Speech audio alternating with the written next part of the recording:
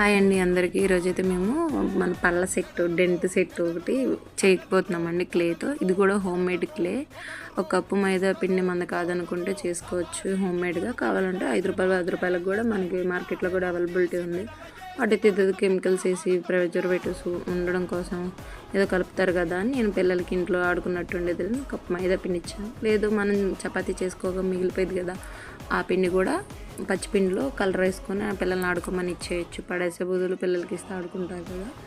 మా పిల్లలకైతే project work ఉందని ఇలా చేస్తున్నాడు మా పెద్దోడు డెంటల్కి. మా చిన్నోడేమో వాడికి గ్రీన్ కలర్ ఇష్టమని గ్రీన్ కలర్ చపాతీ చేసి పిజ్జా చేస్తాడంట వాడు. చూడండి వాడిది చాలా బాగుంటుంది.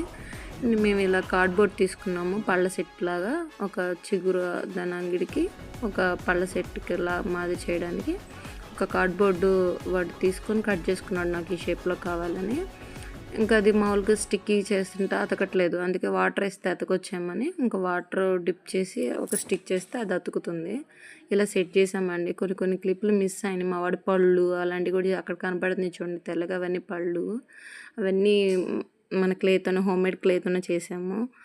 తీద్దాం అనుకున్నా కానీ నా దగ్గర అన్ని క్లిప్స్ మిస్ అయిపోయినాయి. మా వాడు నాలుగు తంగ్ చేస్తున్నాడు చూడండి, చాలా బాగా చేస్తుంది. మా pizza ready, home made clay pizza. చాలా మళ్ళీ డెకరేషన్ కింద జీడిపప్పు కూడా తెచ్చి 4 ముక్కలు కోసి కూడా వేసాడు మా వాడైతే. తంగు రెడీ అండి. పళ్ళ సెట్కి తంగు పెట్టేసి తర్వాత పళ్ళు పెడతాడు మా వాడు. ఆ క్లిప్ మిస్ అయింది, ఫోటో ఉంది, అది యాడ్ చేస్తాను చూడండి మా వాడు ఎలా క్రియేట్ చేశాడో. చాలా బాగుంది కదా, తొర్రు పళ్ళతో పళ్ళు లేకుండా మాట్లాడుతున్నట్టుండి చూడండి. అందుకండి బాగుంది కదా, చాలా క్యూట్గా ఉంది. ఇదో చూడండి మా వాడు పళ్ళ సెట్తో చేసిన